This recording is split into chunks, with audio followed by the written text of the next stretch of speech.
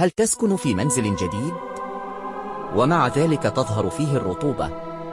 إذن هناك مشكلة حقيقية يجب ألا تتجاهلها. يظن كثير من الناس أن الرطوبة تظهر فقط في المنازل القديمة، ولكن الحقيقة أنها قد تظهر حتى في المنازل الجديدة. تبدأ المشكلة بأسباب مختلفة: غياب العزل المائي في مراحل البناء، أو وجود تسربات مخفية داخل الجدران، أو ضعف التهوية داخل المنزل، وهنا تبدأ المشكلة في الظهور. فمع مرور الوقت تظهر بقع الرطوبة على الجدران، ويبدأ الطلاء في التقشر، وقد يظهر العفن الذي يؤثر على الصحة.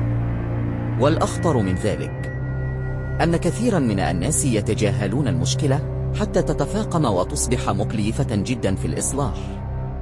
الحل بسيط: تأكد من مصدر الرطوبة، حسن التهوية داخل المنزل، واستعمل مواد عزل جيدة، وتدخل مبكرا قبل تفاقم المشكلة.